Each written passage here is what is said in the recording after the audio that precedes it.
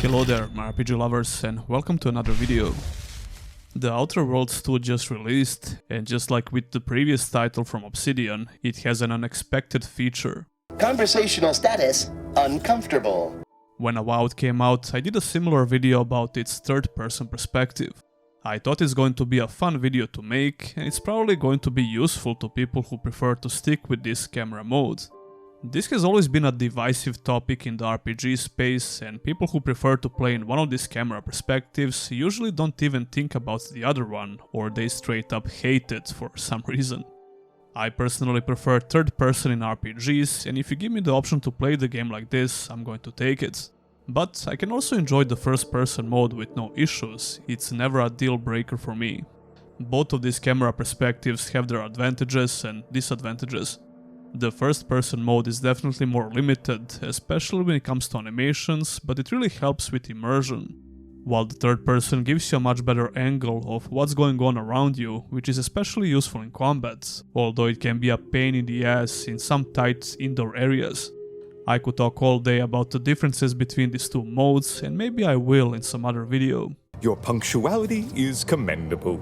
Just to make things as clear as possible, this is the review of the third-person camera mode in the Outer Worlds 2. It's not a game review, I'll have that video soon, probably. I'm going to focus on explaining how it feels playing this game in third person, is it better or worse than Avowed, and all other things related to this topic. I would have the review a lot sooner, but I just couldn't get my hands on the review key, unfortunately. So, is the Outer Worlds 2 worth playing as a third-person RPG? I'm glad you asked.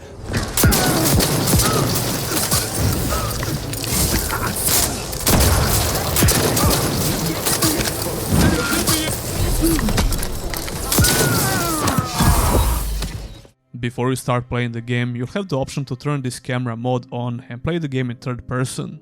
It's similar to how Avowed worked, you could choose the same option in the beginning of that game. Not only that, but you could switch between these two camera modes with a press of a button. If you're using a controller, all you need to do is to hold the back button, or however it's called. And if you're on mouse and keyboard, the default button is U, but you can remap it to whatever button you like. As someone who likes to switch between these camera modes a lot, I always appreciate this.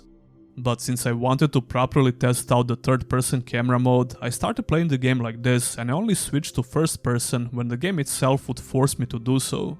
For example, some RPG features like opening certain doors if you have enough strength will force the first person perspective. Probably because they don't have a dedicated animation for this in third person, but it's like whatever. The way that I usually play these games is by sticking to third person in the open world and switch to first person in dungeons and indoor places. I think that's almost always the best way to play these RPGs. The Outer Worlds 2 will automatically switch to first person in some very tight corridors, like in this particular case. But as soon as it gets the chance, the game will go back to third person automatically. In cases like this, it's usually just better to stick with the first person, because it can be very hard to aim in third person in tight corridors. I mean, I was trying to cheese the game here a little bit anyway, because I would easily die if I just entered the room. So I killed almost all enemies like this by just switching to first person, because it was much easier to aim like this. Other than these rare occasions, I focused entirely on the third person mode so I can break it down in this video. This game has a lot of similarities with Avowed when it comes to third person camera mode and just in general. However, there are some big differences here that I want to point out. The animations for moving around in third person are slightly better in this game compared to Avowed, but the differences are almost negligible. The animations for jumping around and running are almost the same, if not a little bit better. That's not saying a lot though, because third-person animations in Avowed were mediocre at best, or straight up bad in some cases. For example, animations for climbing and grabbing ledges look horrible, even though it felt okay. Speaking of climbing mechanics, this feature felt way better in Avowed, actually. You could grab pretty much anything as long as you could reach it and pull yourself up. The animation for it looked pretty bad, but it felt pretty good. This definitely feels downgraded in the Outer Worlds 2. Now, the open world in this game is not exactly as vertical as in Avowed, but even so, climbing feels way worse. The animation for it seems very similar, but it's a little bit faster this time around. The Outer Worlds 2 still allows you to climb a lot of things as long as you can reach the ledge, but it's nowhere near as extensive as in Avowed. However, this game introduces a brand new mechanic for movement which you can get very early on, and that would be the double jump mechanic. This makes moving around the map so much fun, and it works pretty good in third person mode as well. Come to think of it, Avowed would benefit a lot more from this mechanic because of the way the world was designed. Anyway, the animation for it is pretty simple and there are no special visual effects on your boots. I mean, you would expect at least some simple effect because it's called Plasma Thruster Boot Attachment. That's a small nitpick, but then again, it goes back to the lack of polish of third-person camera modes. Where are my manners? The combat animations, especially for melee attacks, are a little bit worse compared to Avowed. The melee combat itself feels way worse in general, regardless of your camera perspective. I mean, that was to be expected, because the gameplay in this game is mostly focused on the ranged weapons. So the animations for ranged weapons are better, right? Well, not really. There are some pretty bad looking animations for guns. They are serviceable at best, but some of them are just laughable, especially with pistols. I mean, you start the game by using a pistol, and I had some pretty bad first impressions because of this. Your character looks like he never used a gun in his entire life.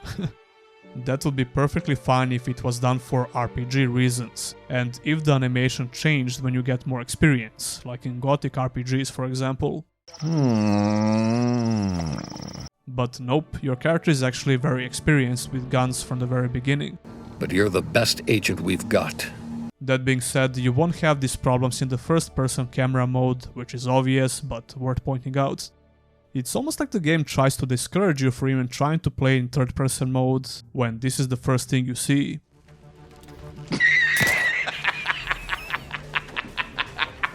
Listen, as long as it's not horrible and it works properly, I won't care that much to be honest, and I would still prefer to stick with third person, at least in the open world segments. There's not much else to say about ranged animations other than that. Rifles have a decent aiming animation and that's about it. I never wanted to use a gun again after I saw how it looks in the beginning. Avowed definitely had somewhat better animations for melee combat. That's not only because of the animations though, it felt way better to swing your weapon around in that game. The Outer Worlds 2 feels way stiffer, mostly because of the longer animation lock. For example, after you use the strong attack with your melee weapon, which doesn't feel that strong to begin with, your character gets stuck in a long recovery animation. It feels horrible and you can easily get killed if you use this move a lot, especially on harder difficulties.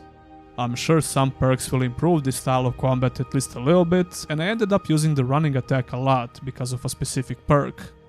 That made me do some insane damage, but it won't fix all of the problems with the melee combats. The animation for blocking with a melee weapon in third person is also pretty bad.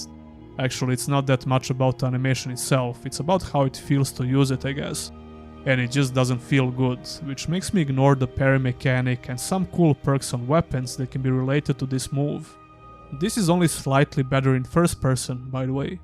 I'm playing the game on hard and I'm enjoying the challenge in general. But I don't like the melee combat that much, it was way better in Avowed. Again, that was to be expected since the game is more focused on the ranged gameplay. However, that's not justifying how bad the melee combat looks and feels sometimes. Human enemies are no different and some of their animations are just horrible. Especially when they try to close the gap with melee weapons, it looks really bad.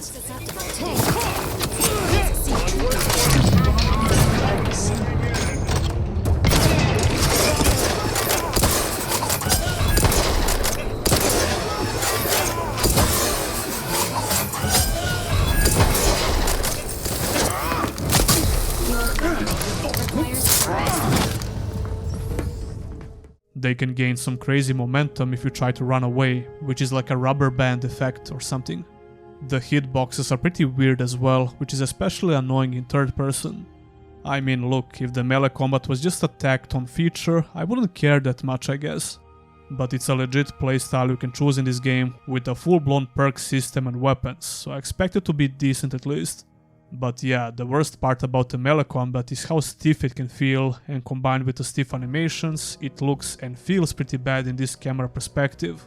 Is it unplayable? No, I got used to it pretty fast, but that's just me, I played way worse than this. I'll take a deeper dive into these mechanics in my review.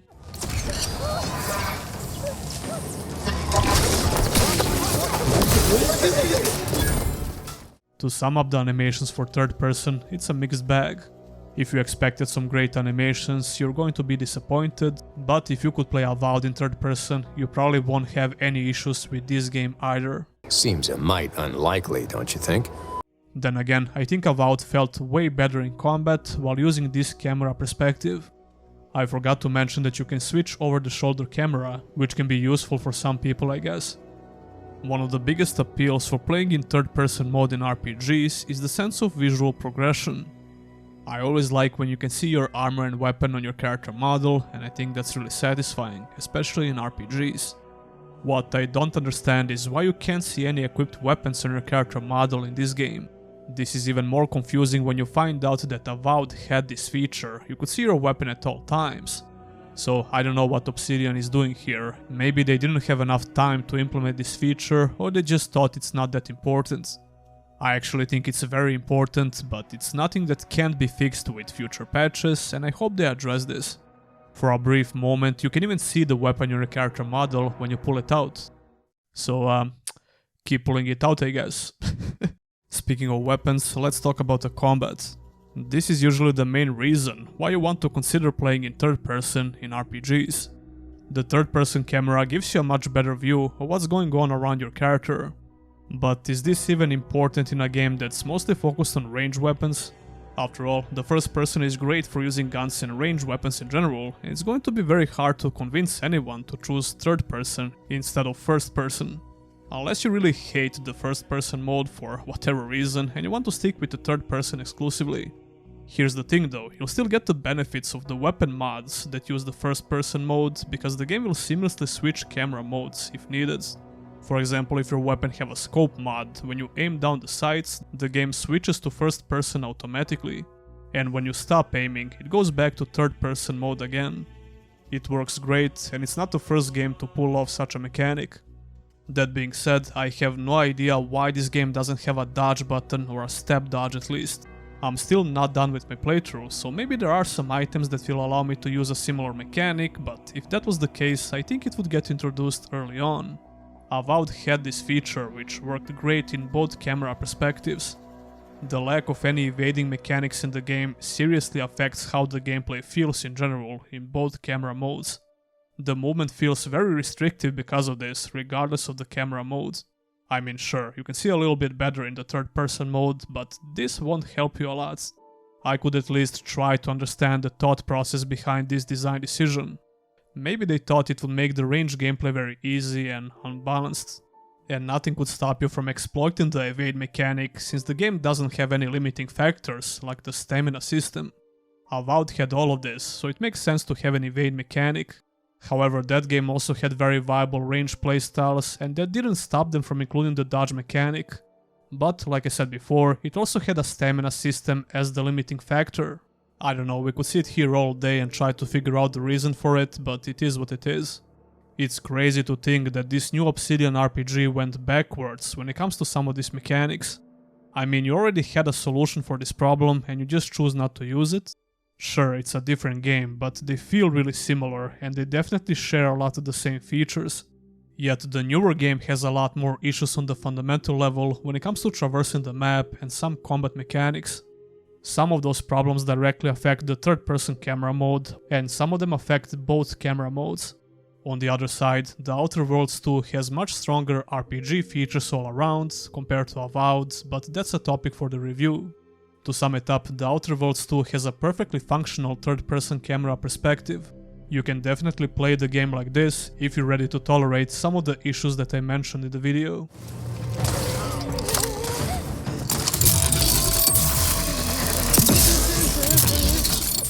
This camera perspective was definitely at least a little bit better in Avowed, which is not something you want to hear.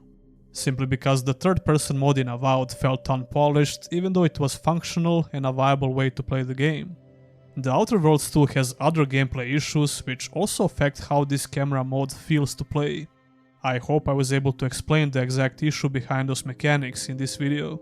So to answer my own question, no, I don't think this game is worth playing as a third-person action RPG, even though I said it's perfectly functional. Conversational status uncomfortable. I will continue to use it, especially when I'm in the open world, but I think it's much worse compared to the first person.